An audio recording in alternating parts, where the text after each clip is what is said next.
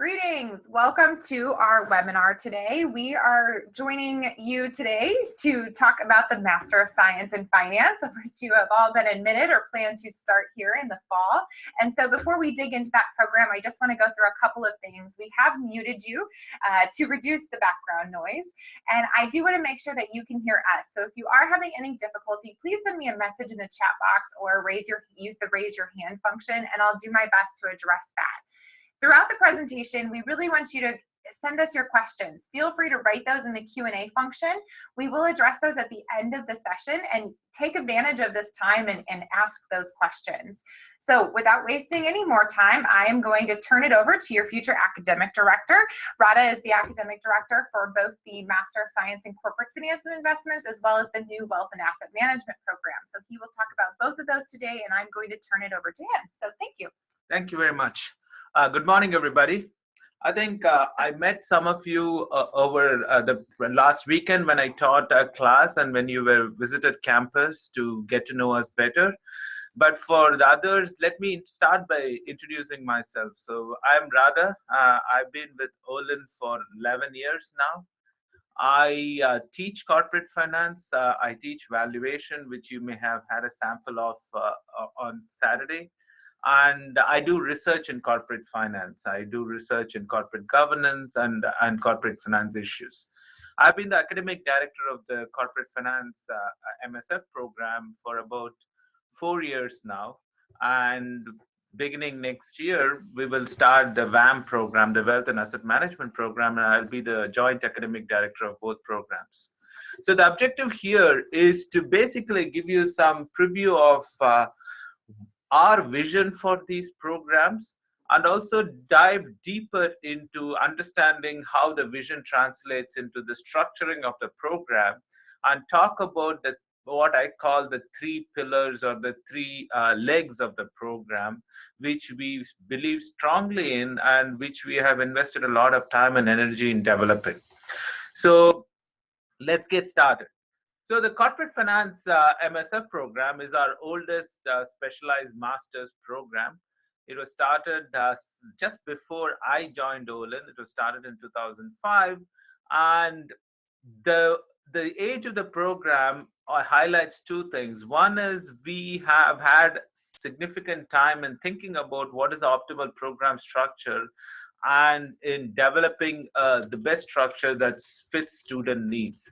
And so we have been very responsive. As I will talk, there have been a number of changes that we have done to the program over the years that have made it very ideally suited for student needs. The WAM program is the baby.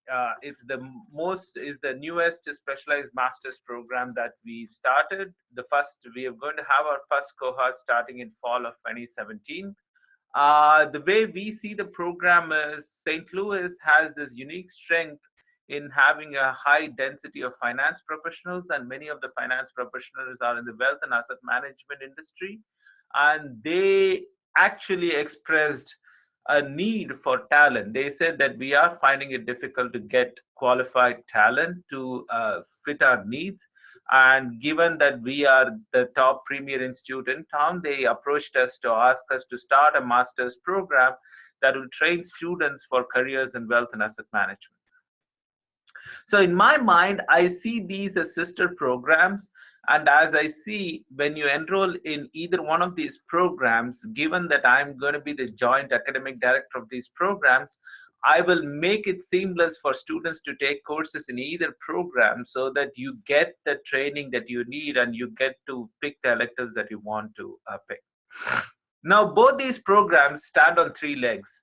And these three legs are the ones shown at the bottom of the slide. So we emphasize very strong curricular training. We have a vast array of required and elective courses that we have added to the programs over a period of time that will ensure that you are trained very effectively in all the top courses that are required for you to be successful in your career. Two, we do not just believe in classroom training. We also strongly believe in applying the training in real world situations. So both programs will have a required practicum component to it, wherein you will be applying the stuff that you learned in a classroom to a real world project. And I will briefly talk about the companies that we work with in terms of these projects. And three is research methods. So in WashU, we pride ourselves on being top-notch research school. And the way research is going to affect you when you enroll in either of these programs is you will be taught by the top minds in the field when it comes to the courses. Not only that, you will also get an opportunity to take courses. There is a specialized course on research methods that will get you introduced to research methods. And if you are interested, you can help faculty with research. This why am I insisting, even if you do not have an interest in a research career, data is becoming more and more important nowadays. And pretty much any organization that you work with, they would like to leverage that data resources to take better decisions. So understanding data and learning to work with data is proving a necessary skill. And we realize that, and we are masters at that. And so we do bring that to the curriculum. Okay. So let me dive deeper into the curricular training component of the program. So that's the first pillar. So as I see it, both the WAM and the corporate finance program, the curricular training can be divided into three streams. So the first stream is, and the emphasis on these different streams will vary depending on the program. For the corporate finance program, the greater emphasis will be on stream 1. While for the WAM program, the greater emphasis will be on stream 2, on the investment stream.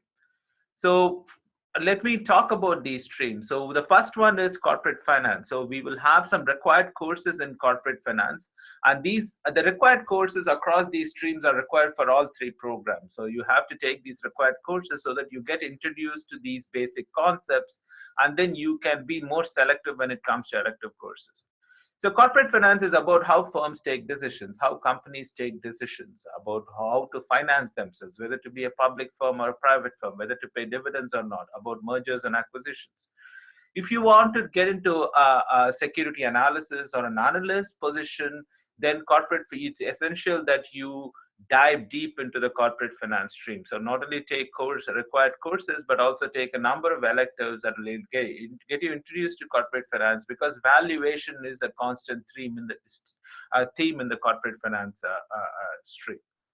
Then it comes to investments. Investments is about how to manage other people's money. So you will learn about how financial markets work, how equity markets, debt markets work, how to go about putting together portfolios, how do you translate somebody's risk preference into a portfolio, how to trade these securities, how these securities are priced.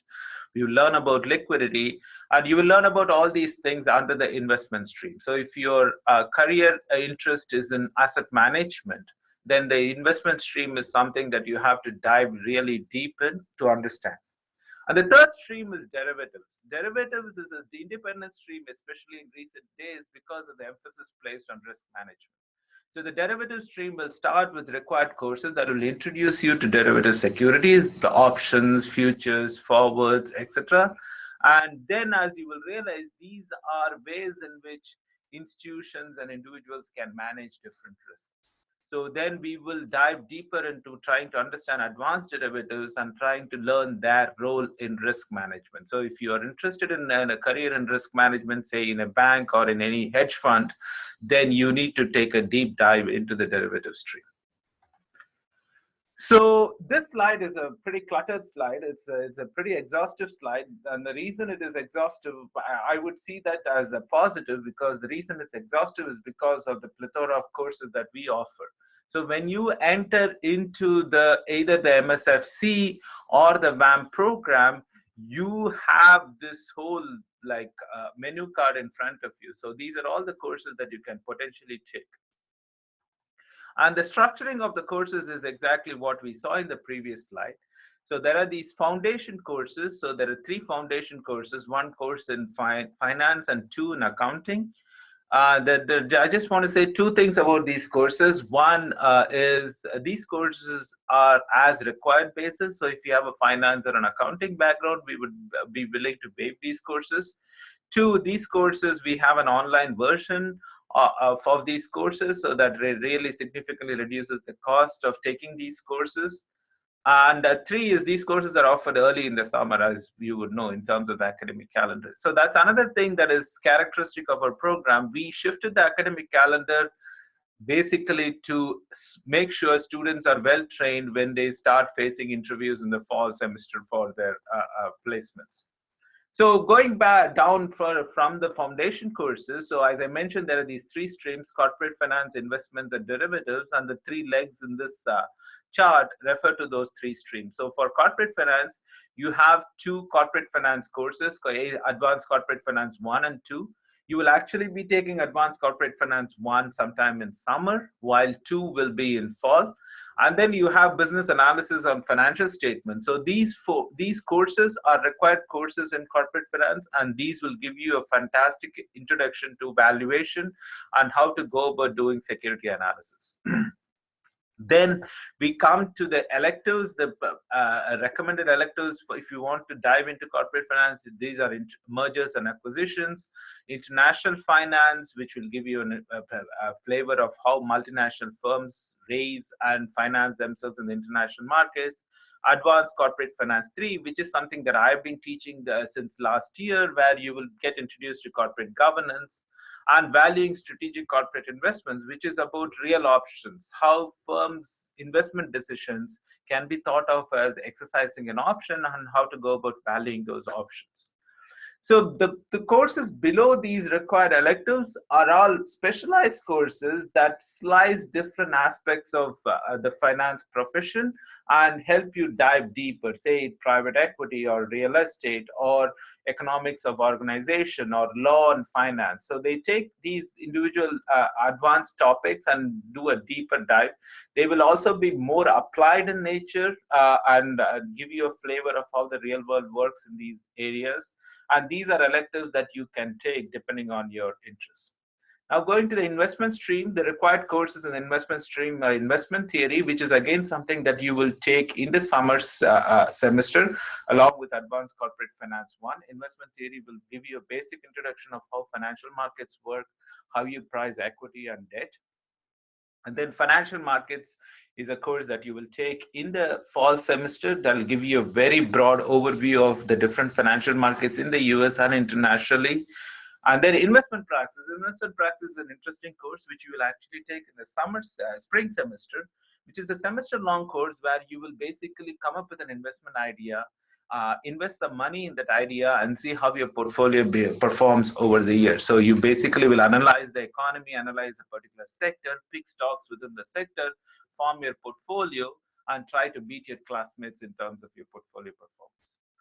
Then you have the required electives, and here I want to make 2 points.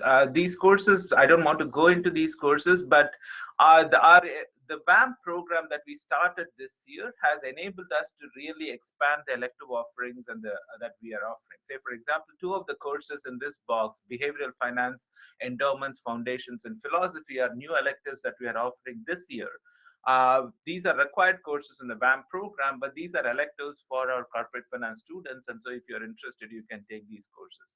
Data analysis for investments, data analysis, forecasting, and risk analysis are courses that not only help you get introduced to software packages like MATLAB and R, but also teach you how to analyze data, which I mentioned is becoming more and more an essential trait for pretty much any job.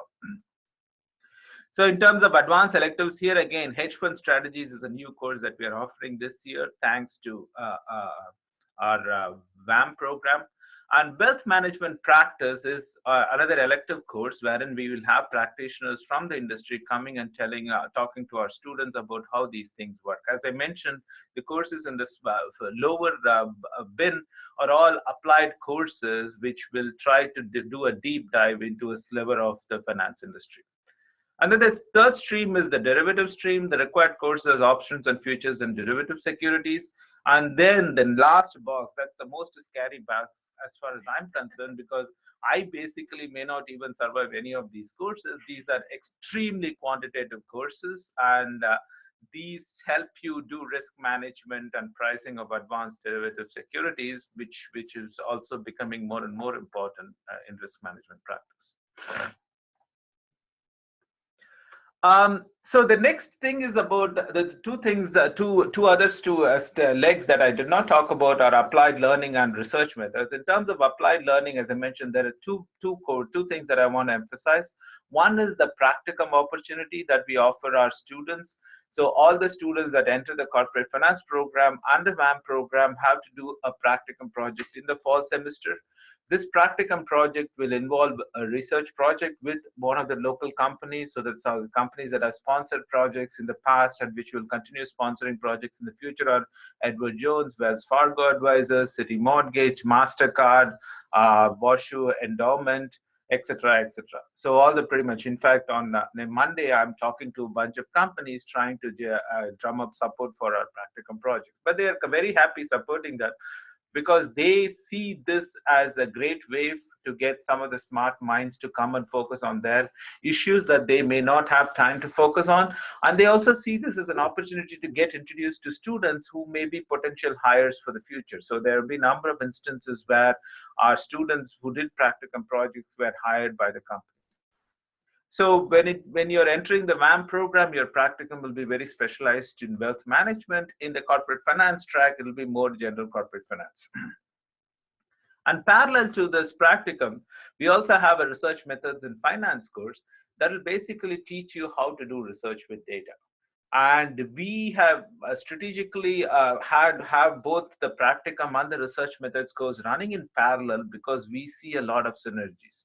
So there have been so many instances where students have learned some research methods in the class and then applied it in the practicum project, because the practicum more often than not involves the company giving some data to the students and asking them to analyze the data and talk about the patterns in the data.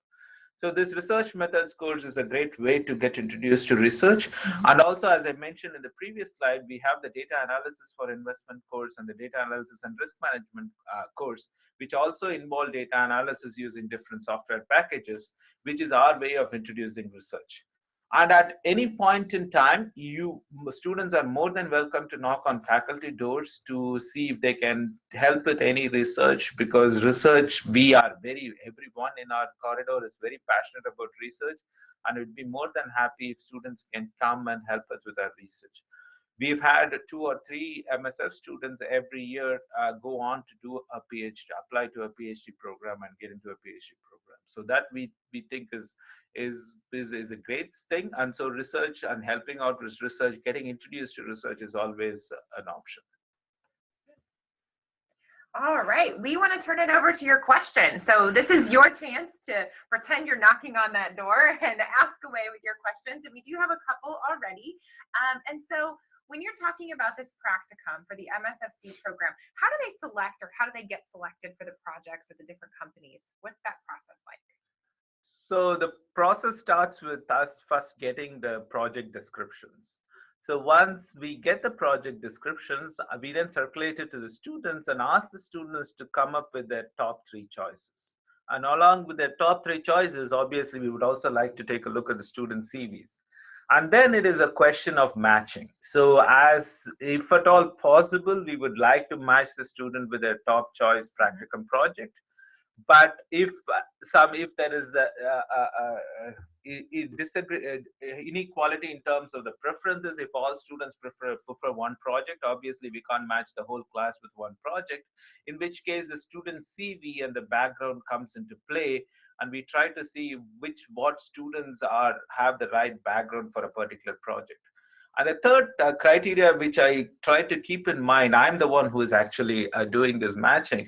The third criteria that I like to keep in mind is to have a diverse team. I strongly believe diversity in a group enriches the group process, enriches the decision making.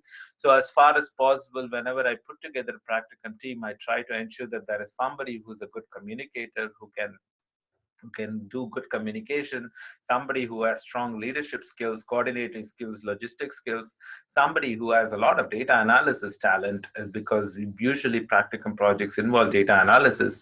And so I've tried to see that there is a diverse team that is put together, because we do care about the product that we give our clients, and having a diverse team is important in that regard.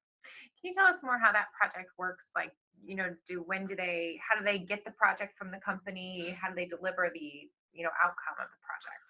The way it works is the companies will come up with a project description sometime in August. So before you start the fall semester, you will have a mail in your inbox with the project description and asking you to get back within a week on your top 3 choices. Once we get the choices, we then sit and put together the teams, and each project will also have an academic advisor. And so once we have the team in place and the academic advisor in place, the academic advisor picks a team lead, and then the team lead sets up an initial meeting with the academic advisor and with the client. And that'll be the kickoff meeting, and that'll happen sometime in the first week of September once classes begin. And then it's off to the races from there. So typically the steps involved in any project would be defining the question, because usually the company's project description is not extremely well defined. So we would need more work to define the question. Then the students will get back to the companies in terms of what kind of data and information they need to tackle the question. Sometimes this information comes from within the organization. Many times this also involves collecting information from outside the organization, from internet sources, from other data sets. Then there will be an analysis part where you put together this information and analyze it using whatever tools necessary to form your conclusions. And finally, you make a presentation or write up a report and then present it to the company with your findings. And during this whole process, we strongly encourage that there is this two-way communication open, both between the group and the company, and between the group and the academic advisor. So typically the company meetings happen once a week or once in 2 weeks, and the meeting with the academic advisor is strongly encouraged to happen once a week. And so we know where everybody stands. So this is pretty much the practical. Very good. So the next question comes from Taylor. He says, I see PE and hedge fund methods and strategy. Are there also electives available pertaining to venture capital methods?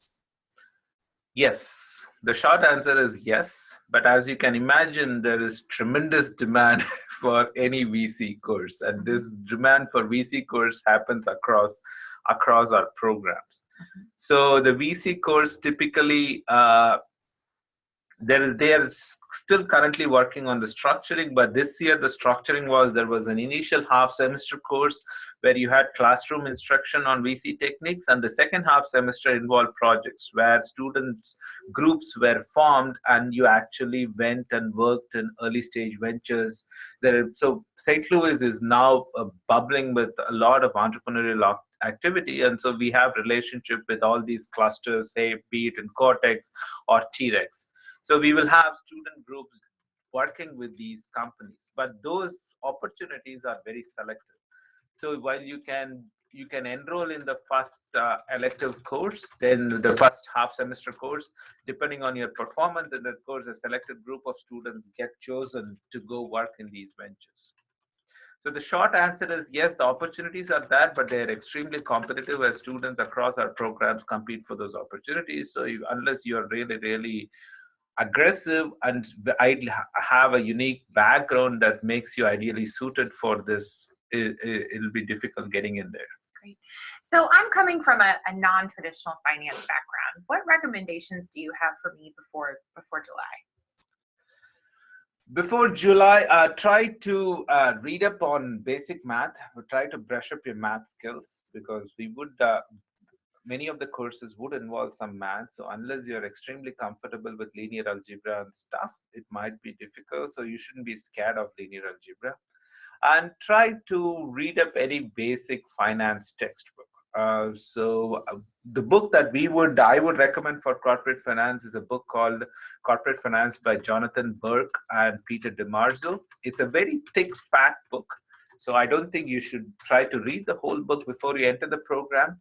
But buying the book and reading through the first few chapters may not be a bad way to get introduced to finance. You may not understand what you're reading, but you would at least know what people talk about when it comes to finance, which would be an ideal preparation, because that is a book that we will cover in many of the courses. And that is also a great book to have as a reference on your bookshelf. Great. Well, I don't have any other questions, and it looks like we've answered your questions. So we want to take this opportunity to thank you all for attending today. We look forward to seeing you in just a few short months. And if you do have additional questions, please feel free to email us at olingradadmissions@woostel.edu, and we can make sure to direct those questions to Radha too if you have any questions for him. So thank you so much for joining us today, and thank you, Radha, for joining us and taking the time to speak to these students. And we look forward to seeing you very soon. Thank you very much, guys. Thanks for making time for us, and we look forward to seeing you in summer. Take care.